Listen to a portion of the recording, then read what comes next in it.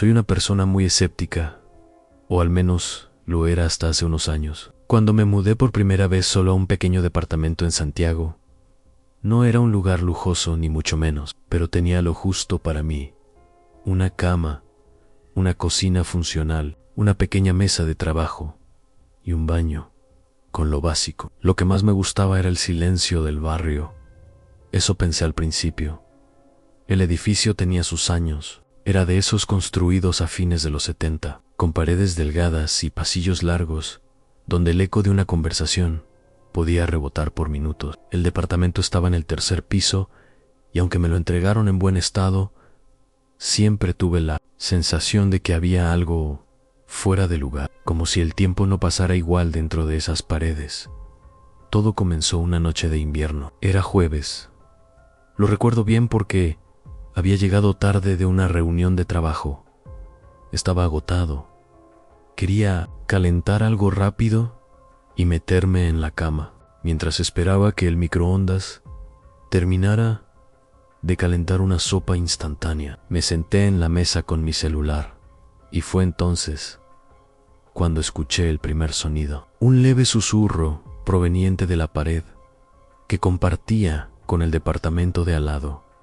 No le di importancia. Pensé que serían los vecinos hablando o viendo televisión. Pero lo raro era que el susurro no era constante, como si alguien estuviera hablando muy cerca de la pared, a veces en voz baja, a veces casi imperceptible, pero siempre ahí. Detuve lo que estaba haciendo, incliné la cabeza hacia la pared y traté de identificar lo que decía. No entendía las palabras, pero el tono era claramente femenino y tenía una especie de lamento, como si la voz estuviera atrapada en un sollozo que no terminaba nunca. Esa noche no pude dormir bien. Me desperté varias veces, con la sensación de que alguien me estaba observando. Incluso llegué a encender la luz a las 3 de la mañana, y aunque no vi a nadie, el aire se sentía denso, como si la habitación estuviera más fría, aunque no había ninguna ventana abierta. Así, la mañana siguiente, pregunté en conserjería si sabían quién vivía en el departamento de lado. Me dijeron que estaba desocupado desde hacía meses, que la última inquilina se había ido sin decir mucho y que desde entonces nadie había mostrado interés en arrendarlo. Eso me pareció extraño, pero tampoco le quise dar muchas vueltas. Pensé que tal vez el conserje estaba equivocado o que se trataba de ruidos del edificio, mal interpretados por mi mente cansada, pero las noches siguientes todo fue empeorando. Los susurros se volvieron más constantes. Ya no eran simples lamentos. Ahora se mezclaban con golpes secos, como si alguien raspara las paredes desde el otro lado. A veces se escuchaban. Allí estaba, quieto, el Cristo del altar, al final del pasillo de mi casa. Pero no era una estatua de yeso. Su piel parecía carne viva. Los pies descalzos sangraban, dejando marcas rojas sobre el suelo de madera. Sus ojos no eran los de una figura religiosa, eran humanos, llenos de dolor y de odio. Me quedé paralizado, como si una fuerza invisible me hubiese clavado al suelo. El rezo seguía, aunque su boca no se movía. Las voces parecían venir de todas partes, de las paredes, del techo, incluso dentro de mi cabeza. Palabras antiguas, incomprensibles, pero con una intensidad tan oscura que me sentí sucio, culpable, condenado. Intenté gritar. Nada salió. Di un paso atrás y el suelo crujió. Fue entonces cuando él bajó la cabeza y me miró directo a los ojos. «No crees, pero verás», susurró, sin abrir la boca. Corrí. No sé cómo llegué a mi habitación, ni cómo logré cerrar la puerta. Me encerré dentro, temblando, con el corazón golpeando como un tambor roto. Revisé mi teléfono. 3:21 a.m. Volvía a funcionar, como si nada hubiera pasado. Abrí la cámara y por impulso me tomé una selfie. Necesitaba comprobar que estaba despierto. Pero cuando miré la foto, no salía solo. Detrás de mí, a escasos centímetros, estaba él, con una mano extendida, como si me estuviera tocando el hombro. Sentí un escalofrío recorrerme entero. Me revisé el brazo, con miedo, y ahí estaba una mancha de sangre, justo donde su dedo señalaba en la imagen. Pasé el resto de la noche despierto, con la luz encendida, mirando la puerta, pero no volvió. Al amanecer, convencido de que todo fue una alucinación, revisé el pasillo.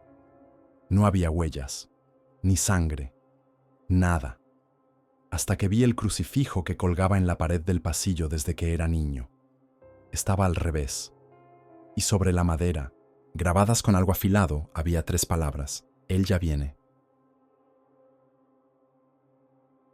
Carlos sintió que algo se retorcía dentro de él, como si su instinto intentara arrancarlo de allí, obligarlo a correr.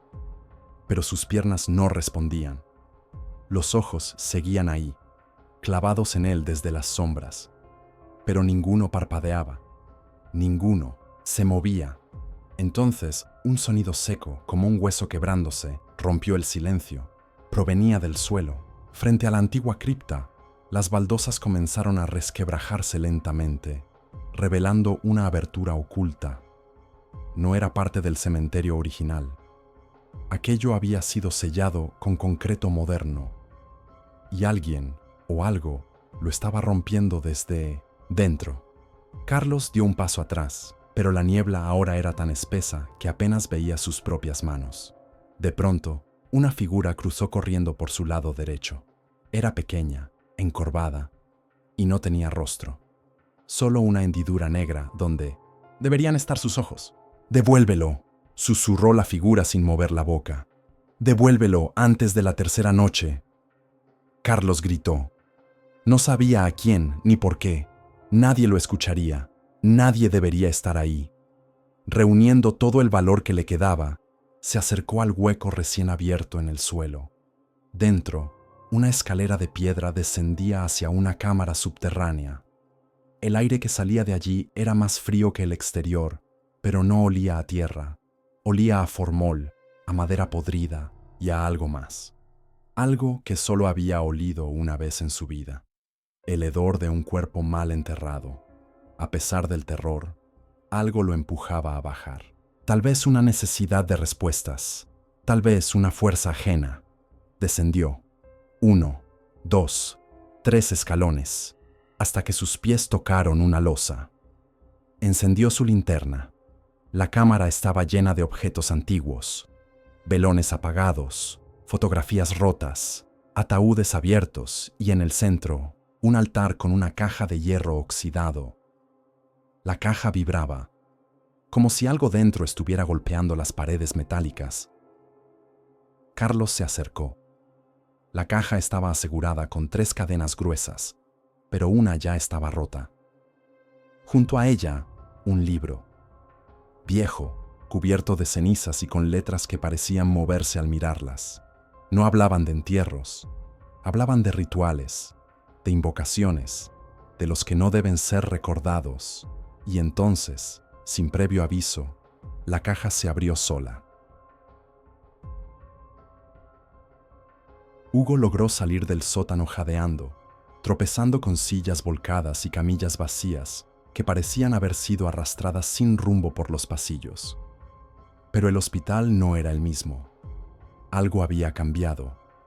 Lo que antes era ruina, ahora parecía vivo. Las paredes, cubiertas de moho, latían con un sonido casi imperceptible. Las luces, intermitentes, parpadeaban al ritmo de sus latidos. En cada esquina había un eco, una sombra, una respiración entrecortada. Y entonces, sin saber cómo, llegó a un área que no recordaba haber cruzado antes. Archivo General. Allí, una única luz colgante oscilaba sobre una mesa. Sobre ella, un expediente abierto. No el 233. Este llevaba su nombre completo. Hugo Arturo Maldonado Pérez. Sintió un vacío en el estómago. Dentro había fotos que no recordaba haberse tomado. Una de niño en un hospital, otra más reciente, afuera del Hospital Juárez, y una última borrosa, tomada desde atrás, justo cuando entraba esa noche. Había registros médicos también, viejos, muy viejos. El acta de nacimiento de su madre, un diagnóstico psiquiátrico, medicación suspendida, internación en 1985, fecha del terremoto. Se quedó helado. Su madre había estado allí, pero nadie en su familia se lo dijo jamás. Buscó en las últimas páginas y encontró una ficha clínica, paciente 233, Teresa Maldonado Ruiz, su madre. El corazón de Hugo comenzó a golpearle el pecho con violencia. Entendió por qué la figura de la enfermera le resultaba familiar. No era solo una aparición, era un reflejo distorsionado de alguien a quien conoció en su infancia. Una figura que lo cuidó cuando era pequeño. Una mujer que, según sus recuerdos fragmentados, usaba una cofia blanca mientras lo abrazaba en noches frías. Las ruedas chirriaron nuevamente detrás de él. Lentamente giró la cabeza. Ahí estaba, de pie, inmóvil. Su rostro ya no era una máscara vacía. Ahora tenía expresión y lágrimas. ¿Por qué volviste, hijo?, susurró la figura. Te salvé una vez. No puedo hacerlo 2 veces. Hugo retrocedió, pero no había salida. Las puertas se cerraban solas. Las luces caían una a una del techo, sumiendo el lugar en penumbra. Las camillas que lo perseguían se alineaban a los costados como si lo escoltaran hacia un quirófano que nadie debía ver. Tú no viniste a grabar, dijo la voz ahora dentro de su cabeza. Viniste a recordar. Y en ese momento, un destello cruzó su memoria. Una camilla, una caída de escombros, una mano fría cubriéndole los ojos, y una voz que le decía: duerme, mi amor, duerme, y olvida todo esto. Hugo cayó de rodillas. La enfermera avanzó. Ya no flotaba, ya no parecía una aparición. Parecía una madre que jamás lo abandonó, una madre que aún estaba atrapada en el turno eterno. Camila gritó mientras el suelo se abría bajo sus pies, como una fosa hambrienta. Sus piernas estaban hundidas hasta las rodillas en esa tierra blanda y húmeda, como si algo debajo tirara de ella. El anciano levantó el crucifijo y comenzó a murmurar en una lengua antigua, gutural. Cada palabra retumbaba como un tambor en los huesos de Camila. La bruja se estremeció. Su sonrisa se torció hasta parecer dolor, y entonces soltó un chillido tan agudo que hizo estallar las bombillas. «¡No la dejes mirar al espejo!», gritó el anciano mientras esparcía sal alrededor de Camila. «Si se ve otra vez, se queda allá». La falsa madre se desfiguró al instante. Su rostro se derritió como cera caliente, revelando una máscara podrida de piel humana cosida con hilos negros. Bajo ella no había ojos, solo 2 huecos llenos de gusanos. La bruja, porque ahora estaba claro que esa mujer también lo era, se lanzó hacia Camila como una sombra viva, pero el anciano la interceptó, levantando un pequeño saco de cuero. Lo abrió y sopló hacia la bruja una nube gris. El aire se tornó denso, el tiempo se detuvo y la casa entera cambió. Las paredes estaban cubiertas de símbolos arcanos, dibujados con sangre seca.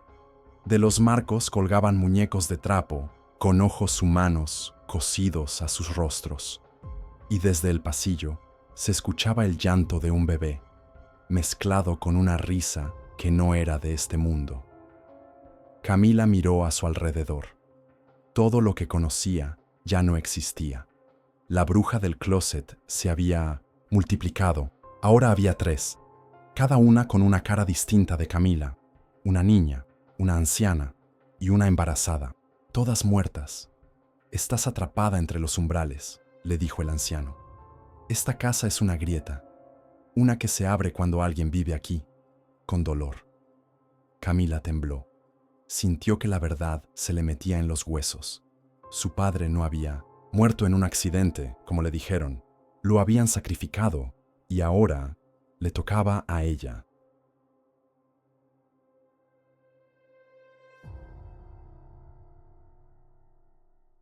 Tras el exorcismo formal autorizado por la iglesia, la familia Smurl experimentó algo que ya no recordaban: tranquilidad. Las noches transcurrían sin sobresaltos. Las niñas volvían a dormir en sus camas. El perro regresaba a su rutina y los olores pútridos, las voces, los ataques, simplemente desaparecieron. La familia vivía en una calma frágil, casi irreal, como si caminaran sobre vidrio. Pero a pesar del alivio, la tensión era constante. Todos sabían, en lo más profundo, que aún no estaban libres del todo, y no estaban equivocados. Unas semanas después, mientras Janet tendía la ropa en el patio trasero, sintió una ráfaga helada que recorrió su espalda. Volteó de inmediato, y allí estaba, esa sombra alargada, esa figura negra que se deslizaba entre los árboles. No tenía rostro, pero ella la reconocía. Era la misma entidad que la había poseído. Estaba de vuelta. Esa misma noche, las paredes comenzaron a crujir. No eran simples ruidos de casa vieja, eran lamentos, como si las paredes gimieran.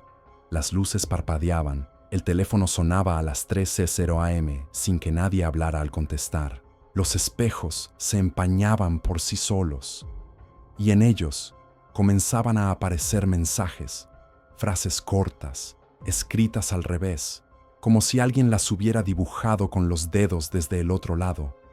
No se han ido, decía uno.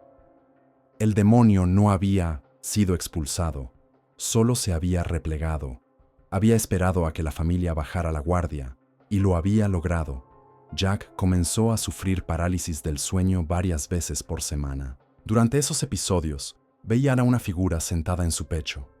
No podía moverse, ni respirar. Sentía que le robaban el alma, poco a poco. Una noche despertó con la garganta llena de sangre. Los médicos no encontraron causa aparente, pero Jack sabía lo que era. La entidad estaba alimentándose de él. Una noche, Lorraine Warren regresó a la casa, alertada por una visión. Al entrar, cayó de rodillas en la sala. Dijo haber sentido una opresión espiritual tan densa que le costaba respirar. Afirmó que lo que estaba en esa casa ya no era solo una presencia demoníaca, se había vuelto un parásito espiritual. Y lo peor, había aprendido a imitar a los humanos. La actividad paranormal se volvió más inteligente. Ahora, las voces imitaban a miembros de la familia. Una noche, una de las hijas bajó las escaleras porque creyó escuchar a su madre llamarla, pero al llegar a la cocina, no había nadie, solo una silla que se mecía sola, como si alguien acabara de levantarse de ella. Y al girar para volver arriba, escuchó su nombre otra vez, esta vez con una voz quebrada que no era humana. La familia estaba al borde del colapso total. La salud mental de Janet se deterioró. Comenzó a tener lapsos de ausencia. Se quedaba mirando al vacío, murmurando palabras sin sentido. En una ocasión, intentó salir de la casa a mitad de la noche en camisón, diciendo que la voz la llamaba desde el bosque. Ed Warren fue tajante. El demonio no se iría mientras la familia siguiera en esa casa. Había vinculado su energía a los cimientos, al lugar mismo. Cada pared, cada objeto, era como un ancla para esa presencia. En una reunión familiar con los Warren, Jack tomó una decisión desgarradora. Tenían que irse. Aunque no tenían mucho dinero, venderían todo lo necesario para comenzar de nuevo, lejos, donde ese infierno no pudiera alcanzarlos. Pero la pregunta era, ¿podían realmente dejarlo atrás? Porque cuando una entidad se vincula a las personas, a veces se va con ellas.